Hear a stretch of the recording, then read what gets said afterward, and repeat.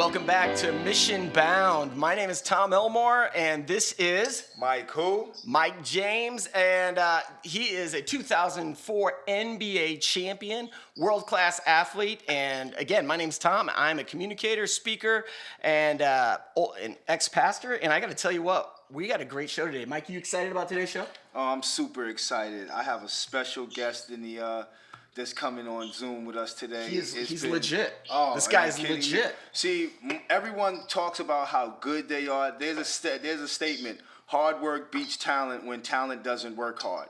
And you could be the most God-given, talented basketball player or athlete, but if you don't put in the work, well, then your talent is just going to just get you to a certain place, and you're going to fall off.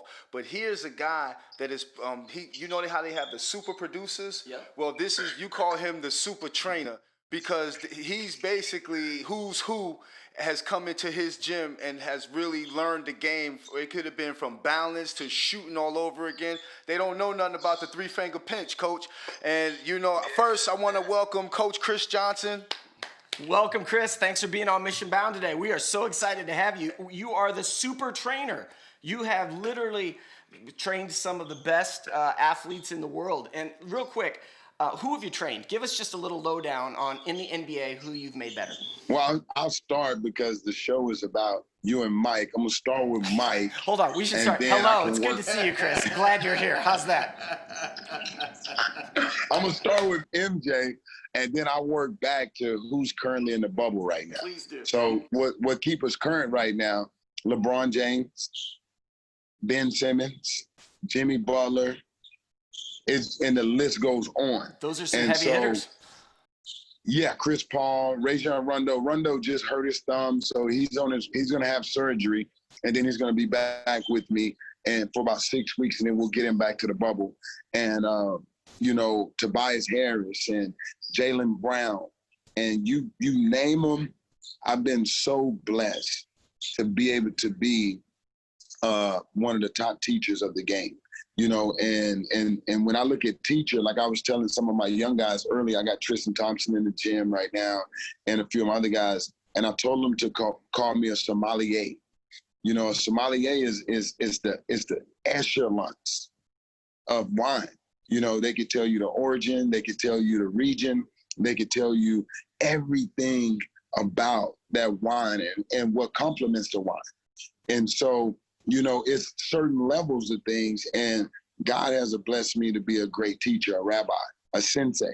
So it's amazing. So I took away the training word because I've always been a coach. But then when I really look down inside, my job is to use my platform and to become one of the best teachers in the world. I absolutely love that that's who you are and that's who you're becoming. And obviously some of the best in the world are coming your way to learn from you, Sensei. Sensei, Rabbi, what would you like to be called? Just give us, what's the right title? Sommelier. You know what? I'm going to say that wrong. I'm going to say that wrong. He's going to be like that announcer. So, Mr. Sommelier, how did you get into, training? Give us a little bit of your backstory because to get where you're at and to have the names of people that you have, there has to be some type of comfortableness that they have and respect that they have from you in order to trust you and trust you with their game. So in order to get there, it had to start somewhere. And I know how, just give us a little bit of that, man. Give us the early on. Right. So I'll give you the early on. So before I got into coaching, I was a graduate assistant at Texas A&M. So after playing, I ruptured my Achilles, and I was laying in my bed, and my coach is Buzz Williams, which is the head coach now at Texas A&M. And I called him, and I was down and out, and I had a degree, and I didn't want to be in mom's house. And he was like, hey, come back. You've always been a leader as a point guard. You have this special niche about you when it comes to working with people. And that's something that's always stuck with me my whole life. And I went back. I was out. Back then, if you rupture your Achilles, your career could be just over. Like it's done. Like this is like 2000. So like it's over for me. And I went into coaching. I started as a graduate assistant. I got my master's degree in counseling because I seen myself 20 years from now where I am now working with student athletes from a mental standpoint of emotional intelligence. You know, I knew I would go back into the game, but I didn't know how far I would go in the game to where I am now. And I always said once I was through coaching that I would always start my own practice and work with athletes from a counseling standpoint. So once I got my counseling, I coached one more year in college and realized that my impact was limited because of the way the NCAA was set up at the time to where we can really impact the individuals. You know, you always ask these questions about, you know, why that guy never got better or what's hindering him. Well, everybody comes from different backgrounds, different communities. And when you get to college, if they don't figure it out, you know, you kind of like don't help them grow. So I was like, how can I benefit my gift and how can I grow other people? I took a high school job. So I took the job in Houston. So you went, hold on, you went from Texas A&M to coaching high school. Yep, as a head coach. As a head so coach. my first, as a head coach, because I had my master's degree and I took a head coach job. And I took a head coach job at the #1 high school football school in the country at the time. So the basketball program did not have any accolades. It hadn't won in 30 years. And so when I really got into what we call now skill development and teaching, I felt like if I could take a kid that was not the best athlete, so then he's not going to be on the football field, but he was still a premier athlete, and I could take him from being in the shadows of a premier guy to being the guy, I could be a great developer. And in the state of Texas, if you could develop, you always got enough talent. You just got to develop and look and sow seeds into the people that are right in front of you. So over those years, I did high school basketball for 10 years. I was coach of the year 7 out of 10. My winning percentage was in the high, like 93, 94. I put almost over 50 to 60 kids Division I. I put almost 30 Division II, and then I have about 40, 50 that went NAIA and lower to Division III. That was like in a 10-year spat and with a 100% graduation rate. Chris, so hold in on. between Hold on, I gotta ask this. Are you making these stats up? These sound like artificial stats. Are you serious? I can't. Well, once you build community and system, you know, that's what it's about. That's what development is about, right? So I learned how to get the most out of kids. So when, like right now I have youth clinics and people say, man, you work with the youth. I'm like, that's how I learned how to become the best teacher. So the little ones are the ones that become the Mike James of the world. The best coaches should be working with the little ones because it can help them develop the right foundation so that their house is strong mentally, physically, emotionally, and most important of all is spiritually. So you can really impact a player from the little one. A lot of times we're confused and we put the weakest coach with the younger players. Like the other guys want to go to that court because that's where the big boys are.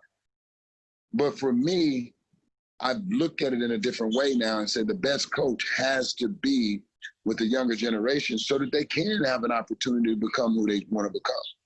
You know, Coach, it's amazing. I do want to say this. My favorite coach story, Coach Johnson story. Here we go. Is when I was playing for the I want to say the Minnesota Timberwolves at the time. Yeah. And I was like, Coach, I got to get this work in. You know, I'm starting. I got to get ready. So I fly him in and I bring him down. And I'm training in the gym. You know, practice starts in about maybe 2 hours, so I'm there. I'm there early, so before anyone gets there. So Tom Thibodeau sees me on the camera. Chicago. We was in Chicago. Tom Thibodeau sees me on the camera. He calls me in his office and says, "Mike, what are you doing right now? Like, who you got in here? Why are you doing this?" And he was just like, "You know what? He gotta go." And so I came back into the office. I came back to the gym, a little sad, a little disappointed. I was like, "Man, Coach kicked us out." But then the following year, he signs, like Jimmy Butler signs him as his personal trainer. And like he was like a coach with the Chicago Bulls, and he had all access to All the whole access entire everywhere. arena. And I'm sitting there like, are you serious? So I said, So Tom Thibodeau kicked you out, and then the next year you came on staff, pseudo staff there. And to this day, Tom and I are like this. Like it's the craziest thing. But me and Tom have the best Mike James like stories. He loved Mike. Like if Mike wanted to play right now and he gets the job in New York, he would bring Mike on. Hold on, He can we would go? literally Can we, get Mike hold on, slow it down, slow it down. Are you telling me that Mike has a chance to get back in the NBA on the New York Knicks? Let's just get that out in the air. If that's a rumor, let's drop it here first. you know what? Nah, it's not a rumor, but Mike, if I Mike wanted think to play, Coach would rather bring me in as a coach more than a player. You know, he'll use that spot for a D-League player before he bring me in. Come on now. You've done it all, man. You've done it all. All right, so tell me the best Mike James story. You got one for me. Let's real quick. Tell us the best Mike James story you got. the best Mike James story? Oh my goodness. Okay. First of all, nobody till this day, and I'm telling you, all my guys here, they hear Mike James' name all the time. Like when I was getting on the phone, I was just finishing up with some young guys. These guys been in the NBA for a while, and I was like, hey, I gotta go, I gotta come on Mike James. And what, Mike? Because Mike taught me a few things about what a professional athlete is supposed to look like. Now, I've been around professional athletes. I work with Luke. I have all these guys, but Mike motivated me to switch from going from back being a high school coach that was at the elite part. I was thinking about my coaching career and was like, I knew I can go back to Division I or take a leap to the NBA. Mike's work ethic was the best I've ever seen. And when I say the best, Mike will go at 5 o'clock in the morning. And Mike, you correct me. He would do Bikram yoga. He'd be like, Coach, come to Bikram yoga. Imagine he would be drenched. I mean, hour and 30 minutes, 90 minutes, 2 hours of 104-degree temperature. Mike would come out of Bikram. I would meet him at his house at 7:30. That means he had a little bit between, maybe to grab a shake, maybe to get some food from his wife, to get to the gym. We would work out for 2 hours. Then we would play. Then Mike would go straight to the pool. Straight from the pool, eat, and then we would go to Coach Lucas' gym. Then we would play another hour 30, maybe another, 2 hours. That night, come back again, but Mike would lift in between that and then come back and play ones, or we would focus on some type of skill set. That was his daily regimen. So when I seen that, my bar was set extremely high for it, no matter who. So Mike really impacted my development, and that's why I make the money I make. I work with the best players in the world because I don't take nobody's stuff. And if you don't meet my standards, you can't work with me. So imagine a young guy. I got the best young guys. I got 4 lottery picks here. Imagine them getting the Mike James work ethic at 18. They already got the lottery on them. I'm making them work out 3, 4 times a day. If I open my door from my office right now and show you my courts, they're grinding because everybody understands the Mike James system. Now, everybody knows it in the world as Chris Johnson Hoops and my system as Mastery. But Mike really allowed my imagination to understand that it doesn't matter the level, because Mike was at the top of his game and he made great money, he took care of his family, but the one thing you can't substitute is hard work, right? And so by me seeing Mike do that, it raised my talent level. It raised me. And, now years later, almost a decade later, you're like, holy shit, like you can do it. So that is my best Mike James story, because until this day, nobody would ever believe it, but I seen it. And if Mike write a book about it, it's going to be, it's like, it could be one of the best books in the world about falling in love with something.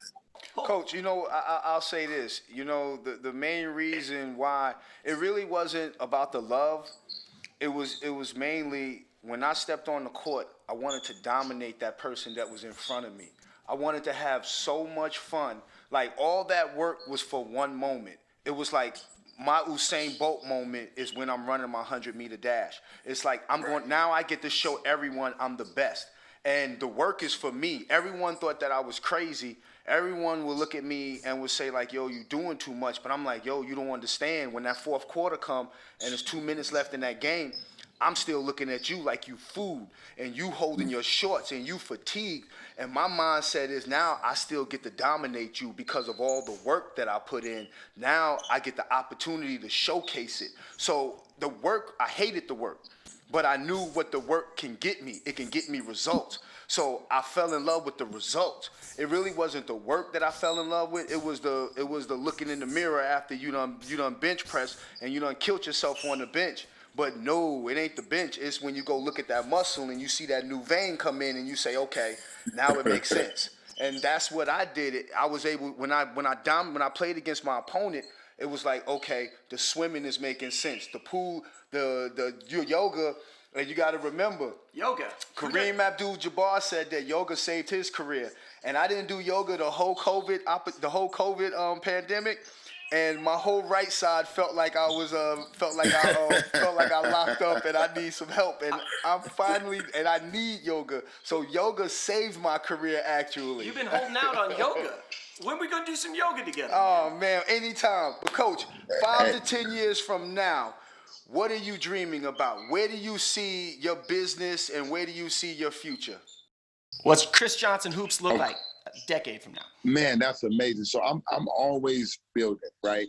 And so what I've learned to separate the platform from being an entrepreneur. So I've really kind of grown into myself. So I have my own podcast, which we have Mike on, which is called The Platform.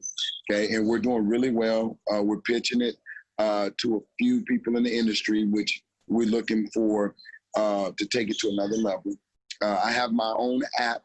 So in my app, I'm the only developer that has a training development app that has Roku, Apple TV, iPhone, Android. And so I could do my coach's development, because now the way I give back is not to hold information, is to be able to teach people the right way. So I've developed a system that's rewarding for me, but allows other people to develop themselves, that they can reach the heights that I reach. So within my app, I'm developing coaches, I'm developing trainers, I'm developing players. So I'm developing every aspect of basketball. So everything from the beginning stages all the way through. So it's amazing with that. That's just the fact that you're so much bigger than a team, so much bigger than a championship. It feels like just a massive mindset when it comes to making people better. But I got to ask a question to you real quick. I don't want to interrupt, but I ask one question. If you could work with one athlete, because you've worked with some of the best, you worked with the LeBrons, you worked with Rajon Rondo, you've worked with almost the who's who. But if there was one athlete that you would love to work with, and maybe inside the NBA or even outside the NBA, who's that one person that would be like, oh, I get to work with them today? Maybe you're just a little intimidated, maybe just a little hair on your neck pops up, something. Is there anyone? Michael Jordan. MJ. Michael's the only. After I've been in the game, I touched every player in the game. The only player that I hadn't touched that I love is Michael. I touched Kobe. I got Dwayne Wade. I had Dwayne Wade just when I had got Mike in his career, his last 4 or 5 years of Dwayne's career. So I had Dwayne in like the most critical points of his career. And he still can play. Me and Dwayne play every Sunday. Mike, we come in, we play once every Sunday. Do you beat him? Every Sunday. So I've touched some of the best players in the world. And when you think about like top 3 shooting guards, and you put Michael and you say Kobe, and then you say Dwayne, well, I've had 2 or 3. Then when you start talking about where LeBron is, so like when I met Michael with Jimmy signed the contract with Jordan like 7 years ago. Me and Jimmy were going to Santa Barbara. Jimmy Butler, I'll never right? forget Jimmy Butler. So this is a moment that me and Jimmy will never forget. Michael brought us down to Santa Barbara. We're sitting in the truck and we're waiting for Mike to pull up. But we didn't see Mike pull up. Mike pulls up, jumps out of his car, and catches us off guard. He knocks on the window. He reaches in, "What's up, Chris? What's up, Jimmy?" And we were like, because it's Mike. Like, yo, he knows our name. He said, "Let's go." We're walking into the camp.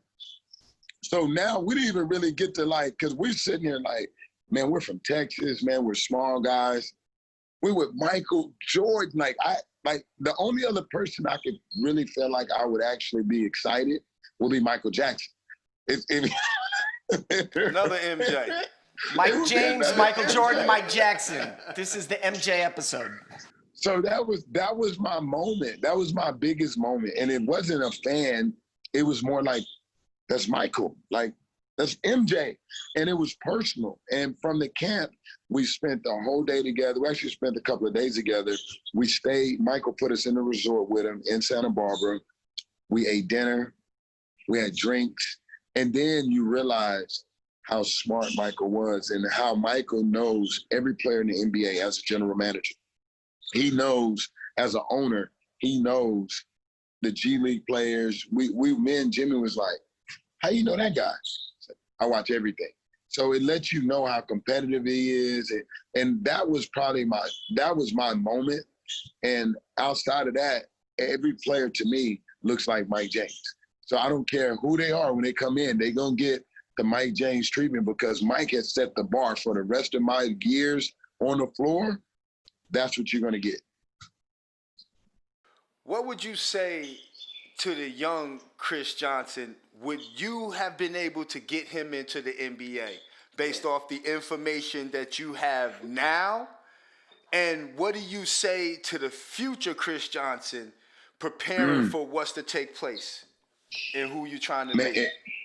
If I knew what I knew now, I definitely would have I would have had an opportunity to be in the NBA because the NBA is only like 10% physical. Hold on, you know, what? 10%? Mike, would you agree? 100%. It's about skill now. Oh, I'm on the couch watching this. It's got to be more than 10%. Come on, that's a low number. Physical, because it's so much more to it, right? Because you got to remember, just because you're watching guys on television don't mean that they're the best players in the world. Stephen Curry couldn't have played in the 80s and the early 90s. I don't think so because of how it's a physical the different game game was.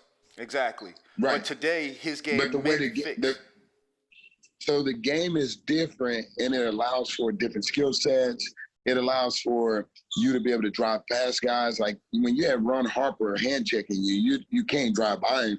So, it's just different. So with the way the game is now and the way my brain is, I feel like I would have a chance to be able to compete at a high level.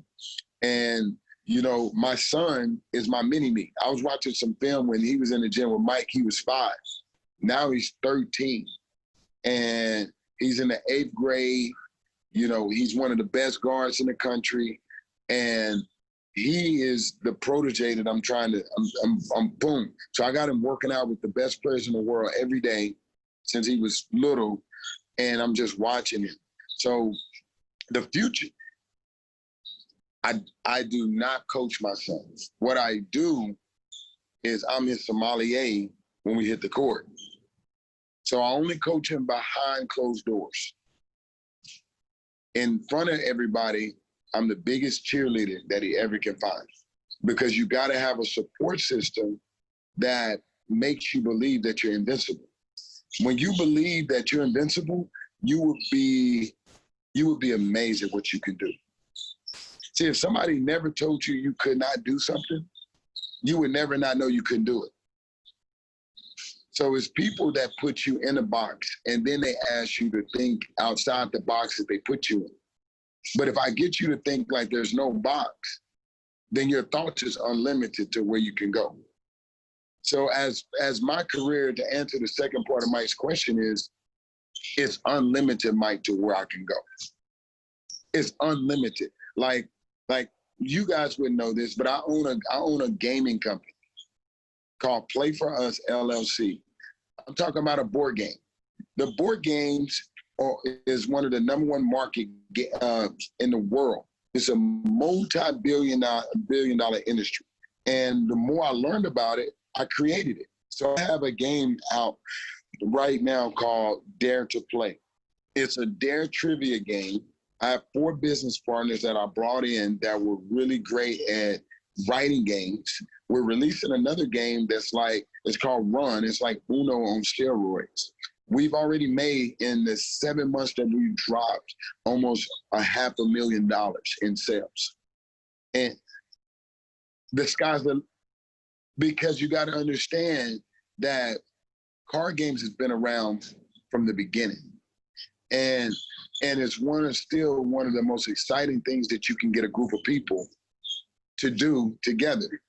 And now when you think about social distancing, whenever we can unsocial distance and begin to gather again, everybody's going to be doing things in groups. Yep. So, God gave me He gave me the vision. He gave me the vision, and I started the company. And now we're almost, like I said, we've taken no money. We're self-funded. Me and my 4 business partners have already, without the year even being 6 months in, I made $500,000 in our card game. And we have 5 other games that are dropping this year. We're on Amazon. You can go to daretoplay.com. We're going to be in Walmart. This is what I mean by dreaming big. Having product, if somebody would have told me having product was the #1 way to create a generational wealth, I would have done it 20 years ago. I would have just focused just on product. Chris, when I sit and listen to you, your mind is so much bigger than a game of basketball. I mean, you think on a whole, you are like a sensei. You are like a what is it, Somalia? Yes. I'm a Somalia. Go look it up. When you guys go, okay, so this is a better way to think about a sommelier. You have people that when you're growing up, they mix drinks. They're your friends. And if you notice, when they mix the drinks are always a little too strong because they don't never know how to balance it out. Those are just the mixed drink people. And you're like, I can't do that. You go to a restaurant, you have a bartender. Well, they went to school maybe 2 weeks, they did the licensing. Their drinks are still a little strong because they just bartenders, but it's not right on the money. Then you have the master servers of drinks, and their drinks are really mild. You can enjoy them, and then you start to really look at the other part of that, and that's the wine part. But a sommelier, you have to go 4 years of school. There's only 100 sommeliers in the world. So you the creme de la creme. You know exactly what you're talking about, and can't nobody come back with a question to your answer. See, on that note, man, we definitely appreciate you, just dropping these bombs on us today, man. You've been amazing, since day one. You've been a day one and a straight up square biz person to me, and I appreciate you for just sharing these moments with us, man, truly. Thank you so much. I got one more story to share. This is how big of a dog Mike got. And don't ever forget it because his dog may come out on stage. Mike would lead Bible study. Yes. If we had so Mike would lead Bible study at any moment. It doesn't matter if it was at the gym, it could be at practice, it could be anywhere. But it's people think that just because you're worshiping and you're thanking God for where he's brought you, that you're not a competitor. And I used to love to see Mike pray for everybody, pray for what was going on in the world. Land on him. You could see the guys, the fence shields coming down, and before you know it, coach, when we play ones right away, and Mike is kicking everybody butt. It was more like Reggie White. I took on that type of mindset, that Reggie White mindset. Just because I love the Lord don't mean that I won't pummel you. I think that right there says a lot about Mike, though, because he's been so consistent with You know, nobody's perfect. Nobody's perfect in the world, but I've never been around Mike and him not give it all back to God and be a leader for his family, for his daughters. You know, you're like, wait a minute, this guy, I've seen it, you know, and be a leader for all of his friends and support everybody around and the things that Mike has done in the community, whether it's giving away a pair of shoes, whether it's taking a picture, whether it's having his camps back in Amityville, whether it's impacting the community of Houston. Like, Mike is an inspiration, not only for me, but for everybody, and hopefully for you. And so that's why I love Mike to death, and he's forever my brother. Chris, Love you, CJ. Chris, I got to tell you, having you on the show has been great, but you have said such complimentary things about our co-host, Mike James, and the fact that you're a lifter of other people tells us just so much about you. And you are leading some of the top athletes in the world, but thank you for being an inspiration and a motivation to everyone that's listened today. We really appreciate it. Salute, my Thank dude. you for having me on, man. Anytime. Thank you guys so much. We'll talk real soon. Thank you, Chris. Appreciate it. Yes, sir. Got you. See you, man. Man.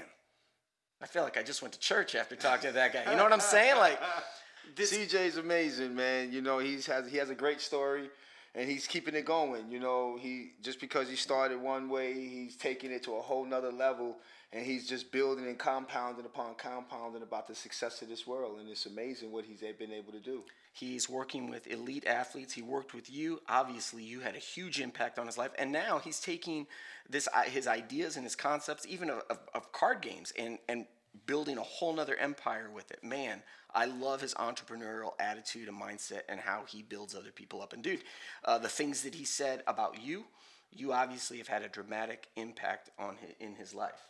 And you should be proud of that, man. That's pretty amazing. You know, God has, it's interesting because everyone that has ever been around me has went on to do incredible things. Like, not trying to toot my horn or not trying to, but I truly bring out the best in people. I truly make people see their own greatness. And you can't be around me and not be able to level up inside your own mindset, inside who you are, based off of who I am. And so I'm thankful for how God blesses me, and I've been able to inspire other people based off of, so it's him. So it's not me. I'm just a resource. And he uses me, and I've allowed myself to be used. And if he want to call me anything I touch turn to gold, you know, anybody to hold on to me, you know, they're gonna gold out. Hey, I'll take that as a compliment. Yeah. So it sounds like, I mean, the whole idea of Mission Bound was to make people better, to help them reach where they're supposed to go. That's our mission. And you did that. You did that with Chris, and now Chris is doing that with some of the greats. And it's so exciting to see the legacy, your mission carrying on. And we're so glad that Chris came on the show today, got a chance to share his stories from working with LeBron James and some of the best NBA athletes. But his mindset is so much bigger. We got to get him back on the show. Oh, definitely. Anytime. But he going to have to, like, scoot us in because he's so big time. Right.